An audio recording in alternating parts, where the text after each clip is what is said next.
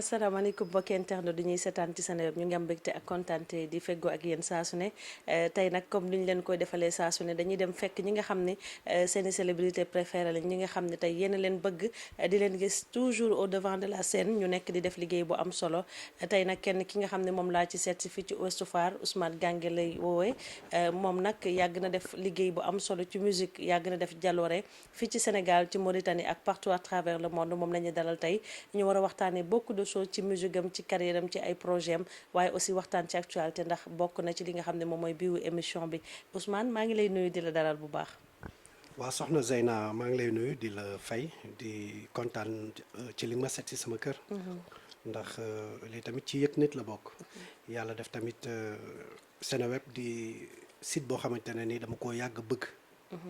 waaw boole ma seet see fii nag dinaa am mbégte bu rëy boo xamante ne ni dinaa ko partagé ak doomu Sénégal moo tax nga def sa relax nii tàngaay. waaw man nag xam nga armoire bu yàqu laa am da ngay xëcc rek benn génn te bu génn boo ko solo te mën na laa mere armoire bi dafa yàqu te menuisier mënu koo defar yére boo xëcc rek day wadd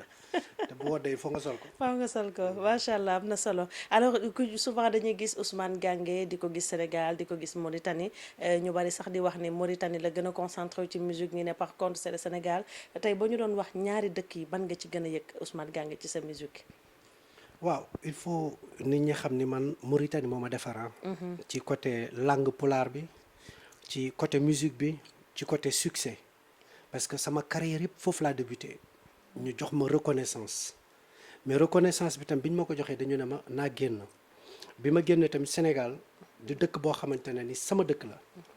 ndax man damay naan man rek maa am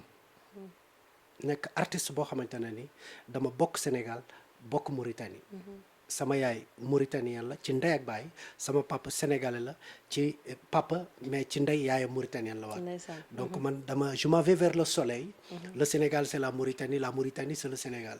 donc man dama nekk koo xamante ne ni fu ma neex daal fu ma sentir war naa fu mën a nekk rek dama fay dem et puis nekk fa à l'aise aussi. man dañuy gis lu bari ci ay boîte wala ci ay concert ay soirée yooyu tëgg Mauritanie nga ci gën a concentré wu ko Sénégal.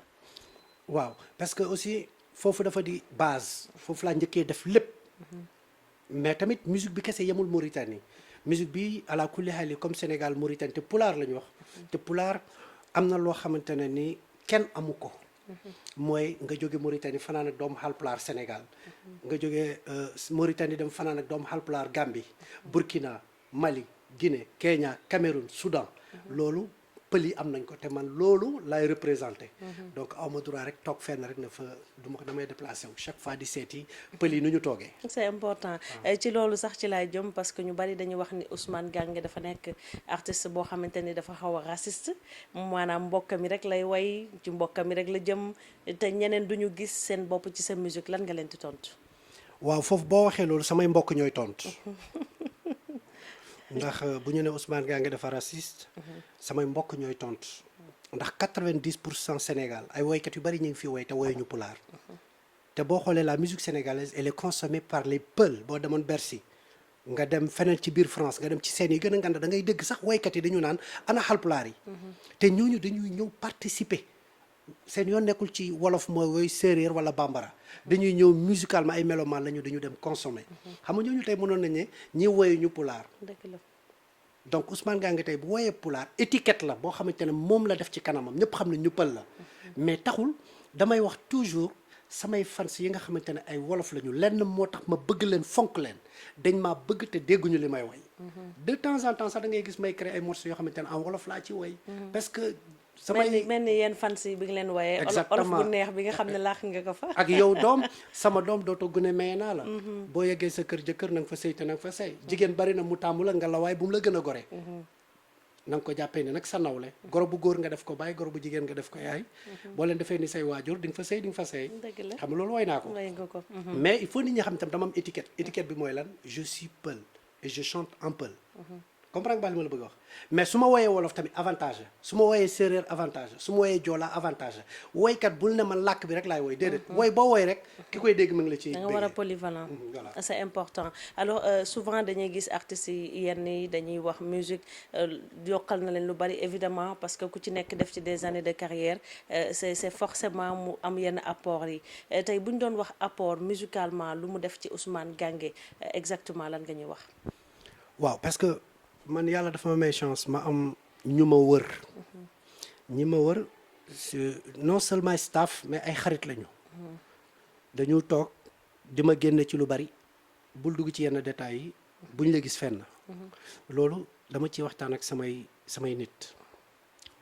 man sama musique escalier laa jaar parce que dama wax toujours tey musique sénégalaise su mu toll boo xoolee buzz moo tax tey benn musicien amatul plan de carrière tey looy xool rek nit ku nekk yaa ngi jéem a teg sa tànk pour ñu ne diw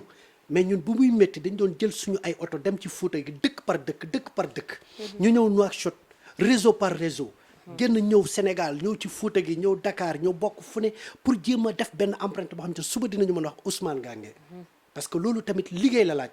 ndax ku liggéey ku ne da ngay roy di roy ci suñu mag yi nga xamante ne dañ fee jaaroon mais dañoo marqué seen empreinte mais fan la ñu jaar ba marqué seen empreinte ñun tamit ci yoon woowu la ñu jëloon ñu bañ cee wàcc bañ a bokk ci yenn xiroo ak ŋaayoo yu bari yi fii am tey ñun ñu ne dañu jéem a jël escalier yi benn par benn mais nag ba léegi pare guñu premier étage yeggaguñu deuxième yeggaguñu troisième yeggaguñu quatrième tollaguñu fenn tojaguñu fenn kenn xamaguñu dañoo nekk di jéem nekk ay ndaw mu des nag nit ñi am na fu ñu tollal dañu naan diw mais ñun yeggaguñu fenn ndax boo xoolee palmarès bi grand bi am rek wala grand yi tey fu ñu toll rek da ngay xam ne ñun ñi demaguñu dara defaguñu dara defaguñu dara ci musique donc ay objectif la yoo xamante ni tey dañuy ñaan ñoom ñëpp ñu daal di atteindre seen objectif wax nga ko léegi looloo waral sax ñu gis Ousmane Gangué duñu ko gis ci spectacle yi Ousmane Gangué duñu ko gis ci boîte yi Ousmane Gangué duñu ko gis ci yenn fréquentation yi lan la da nga bëggul toog souvent di nekk ak say moromu artiste wala tey amoo yenn relation yu rafet ak say moromu artiste lan moo waral duñ leen di gis souvent ngeen di ànd waaw gis nga soxna Zeyna dama di artiste boo xamante ne ni en général fépp foo xamante ne nii woowuñu ma fa bariwul li ma fay wuyu mais 90% artistes sénégalais yëpp samay am di jàmm lañu ca koo ma fekk ci seenam da ngay foo ni man rek la bëgg te wanuma leen nag lu tax ñu may jàpp de te mayuma leen tam lu tax ñu may jàpp mais tey sensation bee fa nekk respect bee fa am nekk parce que man tey dama di artiste boo xamante ne li ma yéene sama bopp moom laa yéene artistes yëpp ku ko weddi artistes yi ma fekkoon Sénégal yëpp ba Mauritanie ku ci nekk gàttandu naa la teg naa la fi ma la war a teg def naa sama devoir bi nga xamante ne fekk nga ma fa Mauritanie donc loolu moo permettre tey am na milieu yu bari duma fa dem am na milieu boo ma gis rek diw jël na téléphone am woo ma ne ma damaa bëgg nga ñëw tey loolooy tax ma fay dem te heure bu ma fa demee tamit du ma am lu ma métti du ma ci am déception parce que dañ may jox sama cër ba mat est-ce que mës na la am dal benn yoon nga nekk ci spectacle wala nga nekk ci scène comme ni nga ko waxee parce que bari na tey yenn artistes yu ko dund nekk ci scène xiro bi kii nangu na micro bi kii jox ma way kii fay na micro bi loolu est-ce que Ousmane Gangué mës na ko dund ci musique waaw xam nga boo yàggee ci musique nga yàgg toog ak ay ndaanaan def ay festival yu mag toog ay international am na fooy toll tey da ngay jéem a nekk professionnel booy dem bul di dem kenn te tey en général fu may dem rek su fekkee du Kaya sama manager bi day dem xool situation bi dama la jox benn exemple am na benn soirée bu fa amoon benn korité déjà dafa dem départ mu ñëw ñuy dégg artistes yi dañ leen di jox badge mu ne ana sama badge artiste gars yi ne kàlla ñu ne ko di ñu ne ko am sa non kenn ki ne ko non kooku turam nekkul ci feuille bi de mu ne non am sa badge gi ñun ñoo ngi ñibbi comme dute ngeen yéen ñaar rek comme moom invité nañ ko wala invité nañ ko rek suma artiste day ñibbi ci la ñu jékk oto bi dem ñibbi donc Ablaye Ba mi ngi nii tey ñoom ñëpp tey balaa ñuy dem soirée wala balaa may dem soirée dañuy ñëw xool situation bi nu muy demee parce que boo ñëw soirée jàmbur tamit dal daf cee baax nga ñëw yéeg te woowuñu la tamit defe naa day wàññi artiste defe naa ñu woo la présenté la ñi la doon seetaan toog di xaar yow nga ñëw moo gën nga bett leen fekk yow kenn invité wu la même booy bett sax na fekk dañ laa invité mais jékki-jékki rek ñëw ci seenu jàmbur comme ça xamoo borom nu mu taxawee yooyu yëpp tamit day indi problème yooyu mais man en général moom ni ma la ko waxee la musulaa daal waaw musuma daal c'est important alors su ñu gis fan yi rek Ousmane Gangué génne single bu bees tàkk macha allah nga def remix bu neex daal di tàngal ceeb noonu la ñu ko tuddee pourquoi nga def choix def remix te génne walu bees le choix waaw gis nga musique sénégalaise li koy rey rang bu doxul la rang bu doxul gumboo ko jiite la fañ topp ca gannaaw lu muy tekki gumba bu jiitee bul xool li muy gis mais déggal li muy wax ndax gisul lafañ bi lay womat di dem bul yàkkamte ba jiitu ko topp ko ci rythme bi muy demee ndax nga mën a yegg fi nga jëm est-ce que dégg nga fi ma lay waxee dégg naa la bu baax moo tax ma ni côté boobu man personnellement dama am benn affaire boo xamante ne moo nekk sama bopp. yàkkamtiwuma dara ci sama carrière. ba fu ko yàlla yemal nag. sama album premier album bi muy génn France sama fekk maa ngi nekk ci festival bu mag mu ngi tudd Nancy Jazz Pulsation. waa Joolooli biñ may woo waa Joolooli wax ma la Prince Art de. waa Joolooli biñ may woo naa ñëw Sénégal pour ñëw sama album day génn mi ngi ma fekk festival. donc instant boobu nekk moon ci buuxante yenn milieu yi. maa ngi woon ci ay festival yu mag. donc su ma defee album tey ma gëj bi ñuy consommer musique sénégalaise bu njëkk ba ay mélomane ñoo fi nekkoon. da ngay dem Sandaga nga rang ñu ne la album bi Youssou Ndour day génn Baaba Maal Thione Seck Omar Pène dañu génn yow fi nga toog noonu sa kër boo jëndee cassette bi li ngay njëkk a def toog déglu 6 morceaux yëpp. ba mu jeex mais tey Sénégal loolu amatu fi. benn morceau ngay def nga def ko clip ñëpp di ko seetaan ñeneen ñi xamuñu yeneen morceaux yi ci topp lan la te yow da nga fay xaalis dem studio enregistré ko te nit ñi amuñu temps déglu ko yow déglooguñu 7 yi des wala déglooguñu 5 yi des nga ne da ngay génnewaat benn album parce que nit ñi déggatuñ la. mais loolu day rey musique. tey nit ñi bu fekkoon dañ doon consommer là d'accord mais tey nit ñi boo demee ñuy def ay single yi ñuy def ça veut dire que ni bu njëkk ba dañuy déglu mais tey déglootuñu. benn morceau ngay def ngay toj adduna bi mais bu njëkk ba 7 morceaux ngay def wala 6 morceaux ngay def ñu déglu lépp. mais léegi benn single boobu ngay génn mooy sa chance. nga def ko ñu déglu ko boo defee yeneen 6 morceaux amuñu temps toog fii di déglu zappel lañ lay wax même rajo yi ñoo waroon njëkk teg tey nga teg morceau Ousmane Gange 1 bi. beneen yoon booy animé nga teg 2 bi beneen yoon booy animé nga teg 3 bi mais benn la ñuy teg. mais sénégalais moom la sénégalais yi bëgg. donc loolu tamit du bëgg-bëgg bi tamit mi ngi ci biir album bi mais dañ ko vérifié wul. moo tax man sama album ku may xaar ci yàkkamti dooma am su ma génn album at li ci des dinaa def samay tournée kii sama manager la. kii sama staff la bokk xam nañu dañu génn fi Dakar nekk 1 mois ci àll bi wala 1 mois 15 jours nekk ci Fuuta gi dem ay Goudiry Bundu dem ay Fune. et pourtant télé yi xamuñu fu ñu nekk. boo taseeg ñoom mais yow xanaa nekkatoo fi musique bi léegi déggatuñ la. dañu wax sax que dafa da nga fay. mais diw dafa fay mais bu fekkee man de yàlla naay fayee noonu. bu fekkee ne maa ngi dem tournée di dem ay tournée Europe wala di dem tournée Fouta wala di dem Mauritanie di fa toj te duñ ma gis ci télé bi. loolu mooy sama fay mais amoon na fa ay temps nag Ousmane kenn déggu la. non xam nga la ngeen mënul comprendre. la musique sénégalaise du luy génn ci télé bi. il faut nit ñi comprendre loolu la musique sénégalaise tey buuxante bi mi ngi ci site bi. nit ñi ngi buuxante ci site yi nit ñi ngi buuxante ci télé bi gis leen ma lan nga prouver Sénégalais yi pour ñu gis la. loolu laa bëgg nit ñi comprendre fay amul ci musique. Ismaïla Lo biñ ko fii gëj a dégg. Ismaïla Lo nekk ci biir tubaab bi di def ay tournée di tabax këram. di def ay studio yu nganda Ismaïla Lo mi fay ak ki nga xamante ne mi ngi tàkk mi ngi ci télé bi ku dégg bëccëg mënul fex ba am studio. Ismaïla Lo mi nga xamante ne dañu wax kenn déggutu ko moom mooy dem Europe mooy dem Amérique mooy dem Canada mooy dem fu ne di toj adduna bi ñëw parce que génnul ci télé. tant que génnul ci télé dafa fay. mais télé bi option la. sa clip la ñuy génne wala ñu invité les émissions te une chose dinaa la ko wax. télévision Sénégal yu bari ñu ngi fii damay poser mes mots. boo xoolee 90% ay télévision ñu ngi fii 90% ay animateurs comme yow 90% ay rajo ñu ngi fii ci Sénégal doo gis jamais ñu invité benn artiste Haalpulaar comme it wala ñu invité benn artiste séeréer comme it wala ñu benn boo xamante ne ni dañ koy woo pour mu ñëw ay askanam xam ne artiste bi mi ngi existé. yéen tey ñan ngeen soxla ñu nekk ci buzz bi rek ñii di xuloo ci internet bi ñii di daggasante ci internet bi ñooñu ngeen soxla. lan moo waral loolu. mais li waral loolu mooy loolu ngeen bëgg. yéen loolu ngeen bëgg parce que tey artiste Haalpulaar yi dañ fee nekk am nañu ay talent yoo xamante ne kenn xamu leen. est-ce que loolu bu continuer tey ñi nga xam ne ñooy way Haalpulaar ak séeréer et cetera duñu commencé décourager dem defi leneen. amal fulla bu toll ni Ousmane Gange ni muy def. man télé sans télé site sans site je m'en vais ci sama yoon laa jëm. sama askan ñi ngi toog di ma xaar ca ci man la ñu yaakaar suba ma téyel leen askan wi xaaratuma télé xaaratuma rajo artiste nag visibilité la d'accord na visibilité mooy lépp muy télé ak rajo waaye boo tollee foo xamante ne dañu naan waaw la musique sénégalaise bu ñu àndee musique sénégalaise doo ci gis yenn askan yi te yenn làkk yi ci sénégalais yi la ñu bokk te yenn làkk yi ci musiciens wu sénégalais yi la ñu bokk yéen animateurs yéen ñi nga xamante ne yéenay animé yéen la ngeen opté ki xew ki ñuy coow ci rajo bi nga jël koo xamante ne non déggo ma non xam nga su fekkee ni dama toog ci site bi di wax ñeneen te yaa ngi jàkkaarloog man yow waxuma la ça veut dire que ni am na lu may mais non boo gisee ma la yow non déggoo ma ni la yow soo gisee ma ni yow rek ku mel ni yow kuy toog di ma seetaan dina na Ousmane Gange man lay waxal parce que wax naa ki mu toogal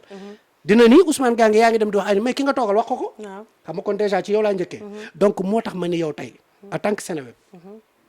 man defe naa ni ñii dañoo toog bu fekkee damay fen nañu ne ma dangay fen Ousmane Gange arrêté interview ñaata site laa def ñaata site ñoo ma fekk fii sama biir kër te musuma jël sama téléphone woo benn site mu seet si ma ñoom ñooy sentir Ousmane Gange wala bëgg Ousmane Gange li muy def ñu ñëw seet si ma déjà maa ngi def benn site boo xam te ne génn loog Assane Lo génnagul ba léegi d'accord yaa ngi dégg te ñooñu ñëpp tey dañ maa wër ba gis ma man dama xewuma musique laay def nit ñi bëgg nañ ma bëgguñu ma musique laay def et je suis artiste boo xamante ne ni teg naa samay tànk fu grand yi doon teg seen tànk maa ngi fay commencé teg sama tànk maa ngi sant yàlla waaye nag toog ci télé bi toog ci site yi di wax rek waaw Ousmane Gange te Ousmane Gange tojul fenn deful dara buzz comme tey nga jël sama rakk ji dama koy tooñ nag Ouzin Keita Pawlish mais qu'est-ce qu'ils ont apporté pour le Sénégal aywa buzz boobu nag man soxlawuma ko parce que bëgguma am buzz boo xamante ne amul njëriñ parce que damaa bëgg am buzz ñu ne disque d'or la am damaa bëgg am buzz ñu ne dafoo ak Michael Jackson damaa bëgg am buzz ñu ne mook Baaba Maal dañoo def freestyle damaa bëgg am buzz parce que maa ngi Youssou Ndour ñoo wala maag Salam Diallo wala maag keneen ñoo def benn affaire boo xam te moom lay sénégalais parce que sénégalais yi am na lu ñuy wax ci site yi intéressé wu leen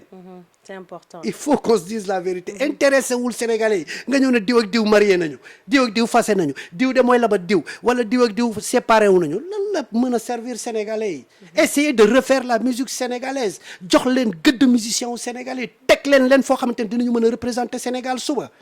moo gën ku ci nekk toog di wax loo xamante ne intéressé wul Sénégalais yi. c'est important moo wax la wax ju leer macha allah gis-gisab la et que dañu nangul ku nekk sa gis-gis ndax ku ci nekk am nga noo gisee les choses de la vie donc su ma jógee ci fànn boobu damay ñëw ci tout juste rek gis nañ fan yi bon xaw na yàgg sax sa doom Ousmane Gange ñu gis ko mu commencé dugg ci musique te en général dañuy gis ni ñi nekk ci musique bi mag ñi bëgguñu seen doom yi way lan moo waral le choix Ousmane Gange mettre en avant sa fille pour mu way. waaw man am na loo xamante ne ni doomu soldaar laa. sama papa bi may commencé def musique dafa ne ma I don't care. mais sama famille ñoo bëggul woon ma def musique. d'accord ci ñi ma yar. bëgguñu woon ma def musique mais sama papa dafa ne ma yoonam nekku ci. doomam choix la am moom choix la amoon bi muy def armée yaayam dafa bañoon mais choix am la woon kon nag du tollu benn instant boo xamante ne nii. doomam day bëgg a def dara mu ne ko non kon du fay naar bi xoromam comprends nga li ma la bëgg a wax tey sama doom man du sama benn doom rek mooy way samay doom yëpp kéwél du tëb doom jëbët ñëppay way deret la parce que ngénte bi ñu leen ngénte xaalisu aar bi la loolu bu fekkee ñoom jóg nañu tey ñuy woyantu di bajjantu di def yenn yi du ci ñoom ci deret bi la du loo xamante ne xam nga géwal bu woyee da koo fekk kër ndeyam ak baayam deretu géwal dafa fort waaye am na looy jël def ko amour te mu bëgg nga bëgg ko muy dëgg ca yow te muy circuler sa deret boobu génn ñëw nekk xale bi ñëw di bajjantoo loolu da nga war a xam ni kii li muy bajjantoo dëgg la ci moom donc sama doom bientôt d'ici le 11 sax am na benn single bu grave buy waaj a génn incha allah mais nag toppatoo wuma li muy def barke alxuraanul karim xaw ma sax ñi muy woyandool parce que dama ko bëgg a négliger bu fekkee dëgg la ci moom li muy def dëgg la ci moom dina dem def ko mais pour man ma booster ko ñëw di ko defal yenn yi mënuma ko te du ma ko def. mais est-ce que gisoo ne soutien bi tamit dina ko arranger parce que musique bi dafa xaw a saturé. non xam nga lu tax du ma ko soutenir su fekkoon du ma artiste bu célèbre parce que tey am na ñoo xam te ne mën nañ ko bëgg dañ koy bëgg ndax Ousmane Gange mais dama bëgg tam ñeneen bëgg ko ndax liggéey bi muy liggéey ndax mën na nekk doomu Ousmane Gange nit ñi bëgg ko waaw mu am touche personnelle bëgguma ko ñëw ne ko rek kaay ñëpp bëgg ko wala sama fans yi gis ko rek bëgg ko c'est parce que doomu Ousmane Gange la mais na prouver bu demee nag ba mu wër ko ni kii taxaw na là su boobaa dinaa ci def sama loxo. c'est important am na solo kon nag góorgóorlu lu soo bëggee ju jàppal la. Maguette Gange dinañ xaar suñu single bi. dinañ ko xaar incha allah rabbi alors ñu gis il y a 3 mois Ousmane Gange def benn émission benn interview ci interview boobu sax yaa ngi ci def benn cri de cœur ci nekkinu soldat yi. ñu gis ko internet yi ñëpp daal di koy reprendre ci nekkinu soldat yi fi ñu nekk ci Sénégal ak tey gouvernement bi taxawu ak tey jàppale gi nga xam ne war nañ leen jàppali est-ce que woote boobu noonu président Macky Sall dégg na ko Ousmane. waaw gis nga soldat. muy militaire. di eaux et forêt di gendarme di policier nañ leen jox cër. doomu soldat laa nag du ma wax ci sama turu papa kese. man doomu ancien combattant laa ndax da ngay gis soldat boo xamante ne nii dafa jël addunam yëpp daf ko ci soldat. ñi dem ci guerre ñi damm ci ñi def ci lu ne boo jëlee retraite doo am sax foo dëkk. te boo xoolee yenn pays développés yi armée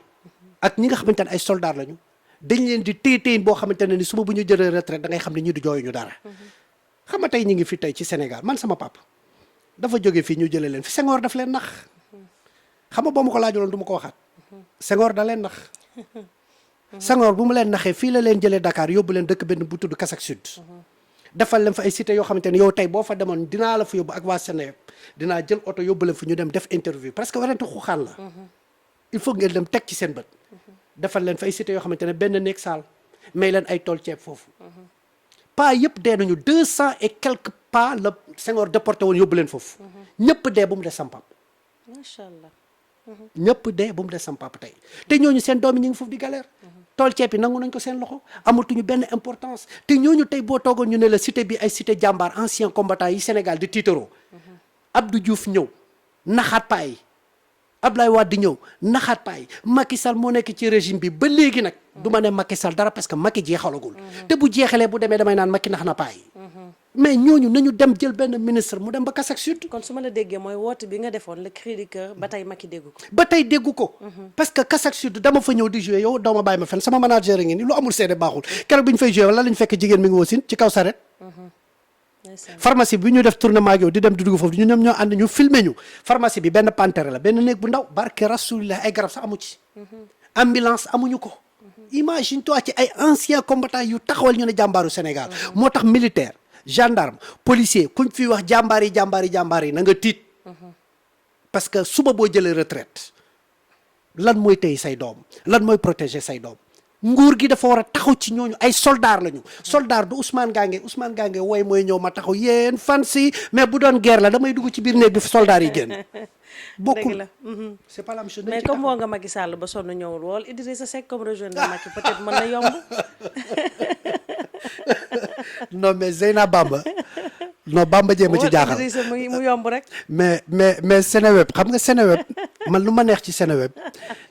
du ñu jël non Seneweb du ñu jël ay journaliste como barke rasulilah du ñu jël journaliste como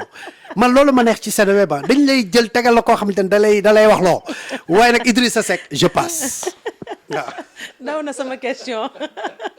daw na sama question waaye ba tey on passe on continue comme Macky Sall dégguñu ñu ngi ñaan nag aussi mu dégg woote bi parce que comme ni mu waxee Sénégal dañu am ay soldats ay jàmbaar yoo xamante ni ñun dañ leen di tiitaroo macha allah donc dañ leen di gëstu di leen jàppali comme ni Doudou Ndiaye Coumba Rose doon wax da doon wax naan daanaan ci bi muy dund nga koy rendre hommage ba mu dee ngay bàyyi di ko rendre hommage bu ñu jógee ci loolu Ousmane dañuy ñëw ci actualité ñëw fan yi li nga xam ne def na tour de la toile ci réseaux sociaux yi muy yëngatu muy problème bi am entre Sidi Diop ak Wally Seck noo ko gisee en tant qu'artiste.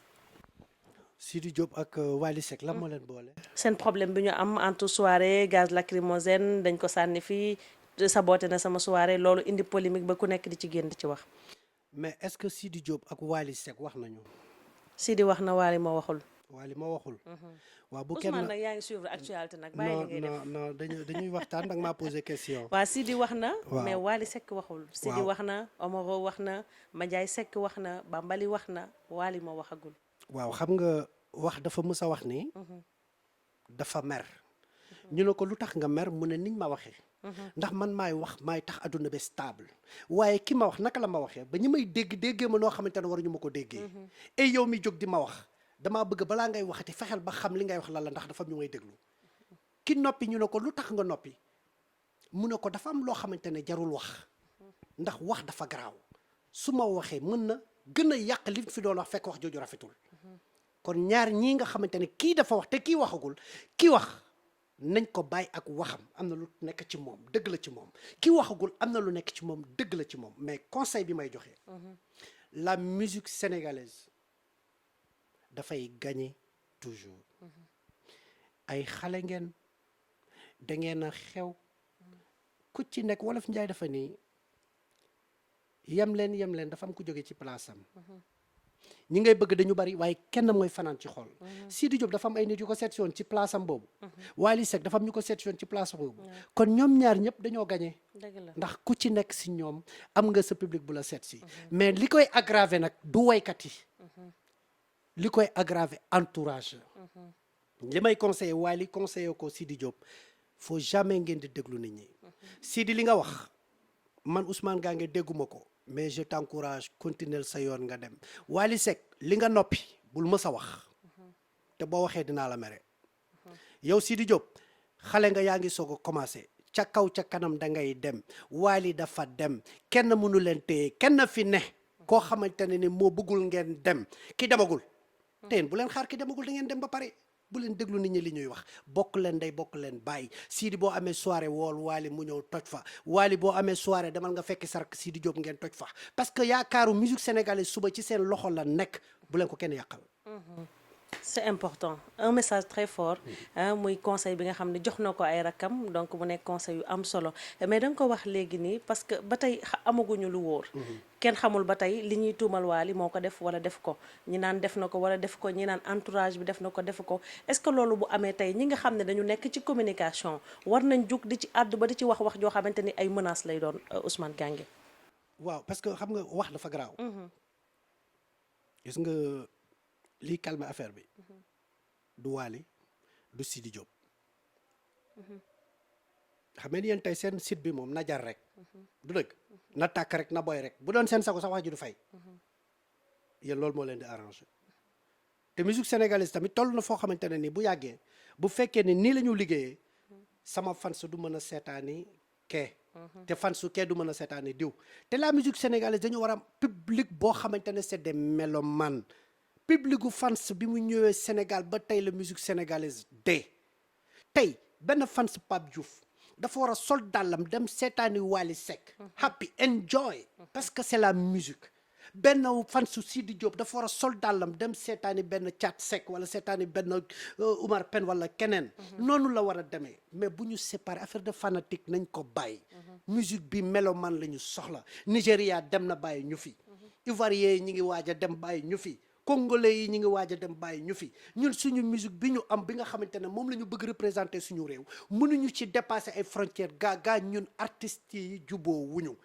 tey nañu ñamalante ku ci nekk di invité sa frère këram nga ñëw reer añ fan si bee jékki-jékki waaye man li ma gis de damaa jommi lan la Sidi Diop de laa fekk mi ngi reer kër Wally Seck suba nga ñëw fekk Wally Seck mi ngi dem reer kër Pape Diouf nga fekk ko mi ngi reer kër Ousmane Gangué mi ngi reer tey kër ñoom Salam Diallo wala Daba Sey bi nga xamante ne sama doomu ndey la ñooy toog guddi ba cëg ci buntu këram ñaar ñooñu tey bu ñu toogee Ousmane Gangué ak Daba Sey seen buntu kër boo ñëwee munoo ma bëgg bàyyi Daba munoo bëgg Daba bàyyi ma donc man loolu laa am lu may conseil booy yi jeune talent yi di waaj a jógit ñi nga xamante ne ñi ngi waaj a jóg ni ñuy bari li ñuy liggéey te ñu noppi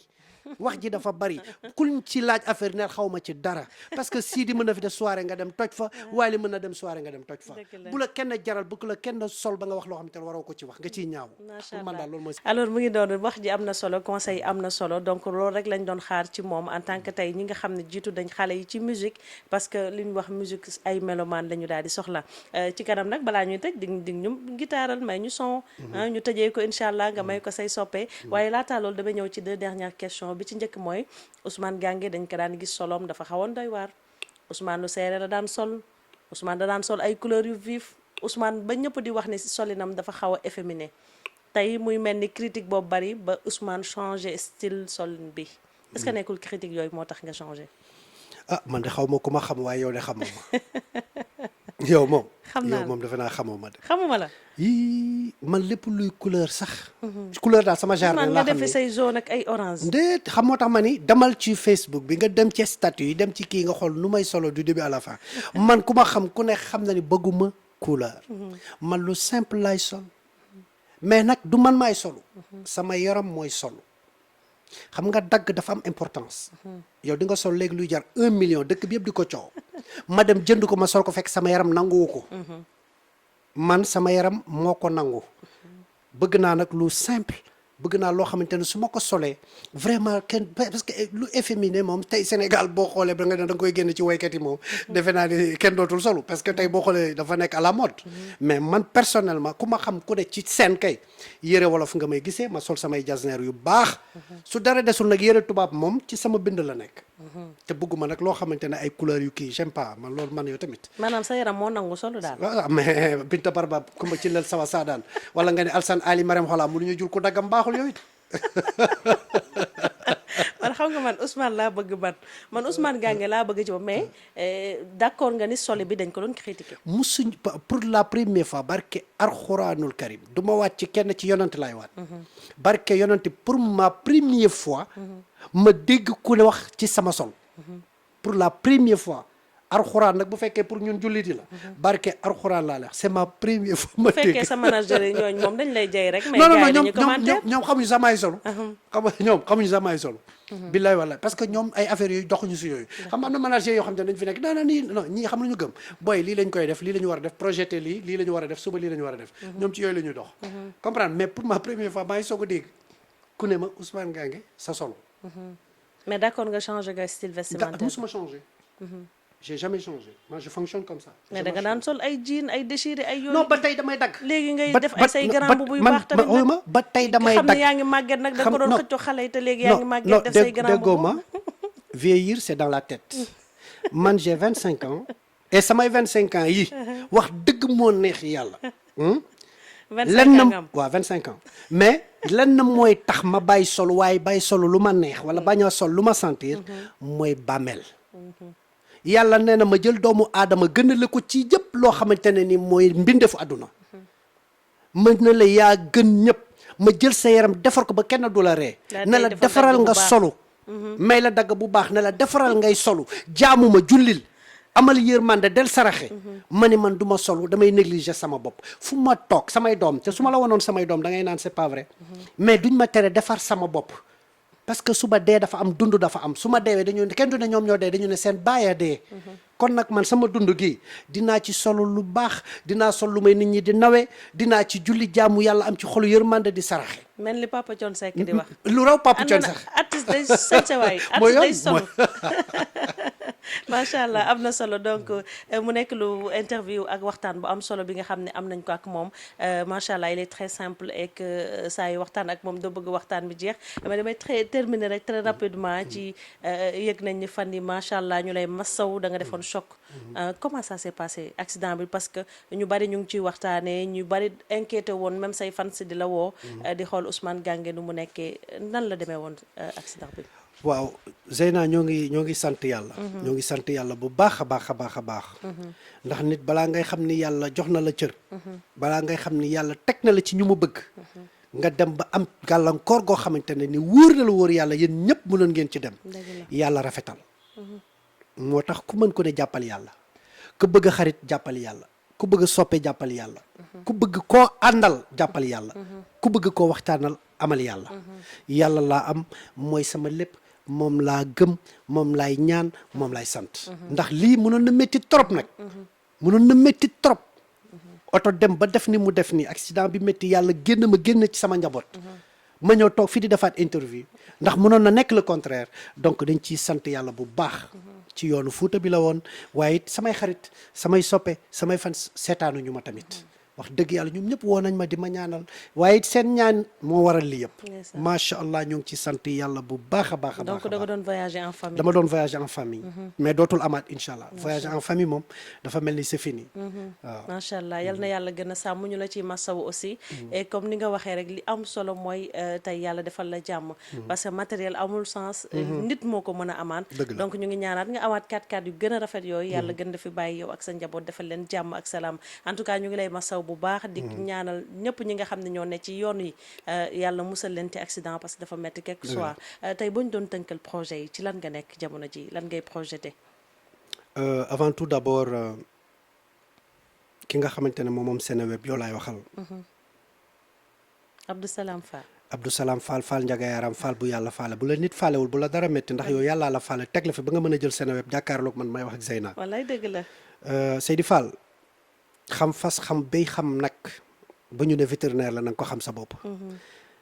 tey dañoo toll foo xamante ne da ngeen dominer télévision yi mooy yéen site yi boo leen di jël nit di ko teg pour muy laajte wala muy togg ak ay kilifa na nekk koo xamante ne am na lu ne ci boppam waaye it say caméraman ñi ngi cadré ni mu waree boole ko yar nag boole ko foobeek ree bi waaye Zeyna it yàqu ci dara ndax man dama def interview yu bari ci sama carrière waaye su ma ci nit arrangé wul du ma sawar wax du ma am inspiration mais jox na ma inspiration avant tout d'abord maa ngi leen di remercier yéen waa Seneweb loolu tamit dañ koy ñaan yàlla nekk ay Seneweb yu bari yàlla may leen ay télévision yu bari ñu jublu ci projet yi dañu doon préparer benn soirée bu mag fii ci CICES yàlla def kilifa gu rëy bu ñëpp xaarul woon dugg ci dëkk bi muy coronavirus yàq suñu programme yëpp yàq programme adduna bi yëpp ñu annulé woon soirée boobu ba yàlla def tey artistes yi war a jëlaat ay seen activité ñu ngi waaj a jël li nga xamante ne ni mooy stade Amadou Barry pour benn confirmation d'accord osé la nag osé la parce que suñu mag moo fi nekk di ko def El Hadj Baba Mal moo fi nekk di jël stade Amadou Barry di woo Haalpulaar yëpp di leen bégal chaque année mu koy def stade Amadou Barry tey toll na foo xamante ne ni ay definam ñun ñoo war a topp ci gannaaw di jël loo xamante ne ni dootul sawar di ko def ñu koy jéem a jël comme relève mais début janvier incha allah début janvier waaw début non astafurlah début 2021 bi début 2021 bi la ñu waaj a jël stade Amadou Barry bu ñu paree stade Amadou Barry nag soog a ñëwaat jël suñu succès bi nga xamante ne moom la ñëpp doon xaar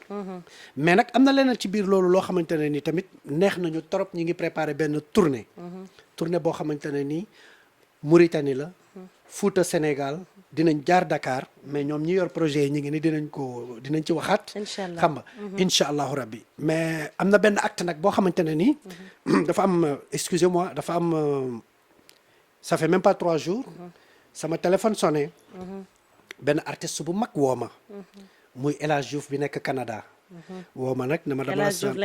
l'international woo ma ne ma dama sentir ci sama album international bi benn morceau boo xamante ne man ak yow dañ koy def mu woo ma studio ñu ñëw toog studio def morceau boo xamante ne tamit mu jox ma benn faveur ne ma clip bi Fuuta laa koy defee macha allah donc loolu maa exclusivité bi di ngeen ma ko jox rek loolu yaa koy jël loolu moom yow yaa koy jël parce que yaa ko njëkk ñaan mais loolu bu jotee ba bi ñuy dem Fuuta sax di nga ànd ak ñun ndax sama frère boobu nga xamante ne nii dafa am confiance ci man incha allahu rabbi macha allah mais projet yi moom xam naa lépp lu ñu xewlati yow moom dara du la ci Seneweb mu ngi sa ginnaaw Seneweb moom macha allah macha allah mu ngi noonu ñu remercier ko bu baax Ousmane Gange ci yaatal gi mu ñu yaatal tey ku ne xam na ne temps bi dafa xat ku la may temps rek ku la bëgg la ku la sopp la ñu remercier la di la ñaanal carrière yi ak projet yëpp yàlla teg ci loxo di la wax désormais Seneweb sa kër la et que vraiment dinañ la accompagner ci lépp li nga xam ni moom ngay daal di def donc remercier naa la ma bàyyi la nga tàggoo ak internet yi Zeyna am na loo xamante ne nag métti na ma trop te ñaar la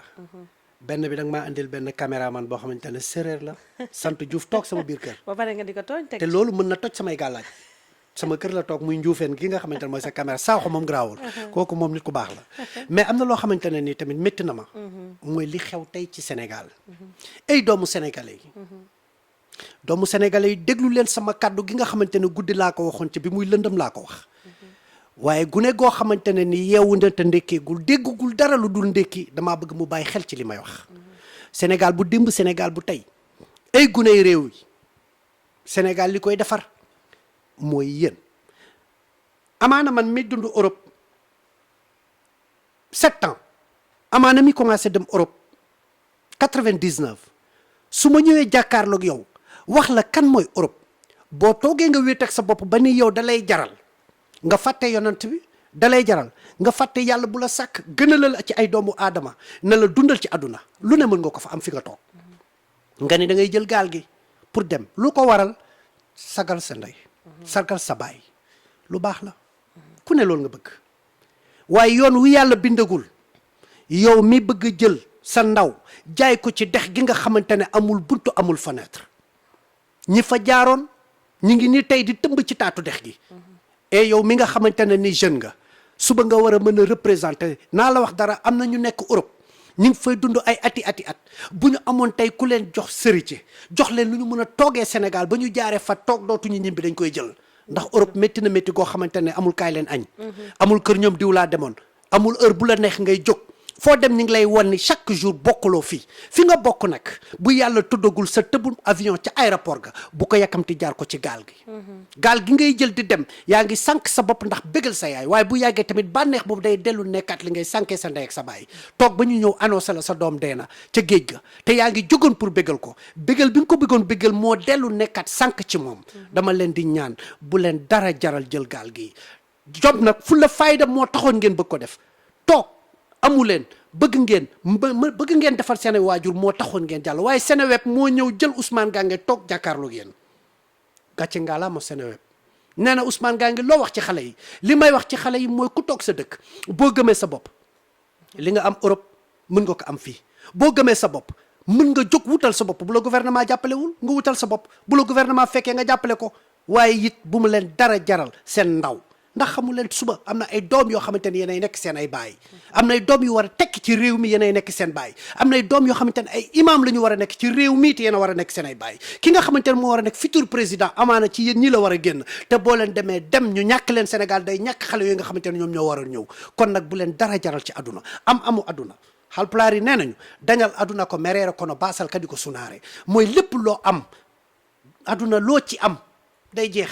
waaye tamit toog ñàkk dafa métti waaye bu toog ñàkk amee gestu leen yàlla moo nekk France yàlla nekk fii ci Sénégal yàlla nekk fii ci Afrique fépp foo la mënti nekk delloo leen seen Seneweb nee na na ngeen toog xoolaat gestuwaat ba ñu dégg nañu lu ñuy wax bu leen mer yóbbu foo xamante ne ni di ngeen sànq Sénégal sànkatu leen seen ndey sànkatu leen seen bàyyi ñun ñi ngeen di sànq amaana kenn ci yéen waroon nañu fi mën a jural El Hadj Diouf waroon nañu mën a jural Sadio Mané waroon nañu mën a jural le président de la République war a mën a jural imam bu ñëpp di coow kon nag toog leen fii ci Sénégal réewum teraanga lu ne fii lañ koy amee lépp fii lañ koy lijjante lépp fii la mën a xewee bu leen dara jaral yàq seen ndaway lépp Sénégal vive le Sénégal c'est le Sénégal qui gagne c'est la Mauritanie qui gagne c'est l'Afrique qui gagne message de Ousmane Gangué de passage. macha allah am na solo un message très fort d'Ousmane Gangué ci li nga xam ni moom mooy émigration clandestine nekk actualité ñuy masawu ñëpp ñi nga xam ni ñàkk nañ ci seen bakken donc mbokki internet yi tey Ousmane Gangué laa leen dalaloon fii ci Seneweb ngir ñu waxtaanee lu am solo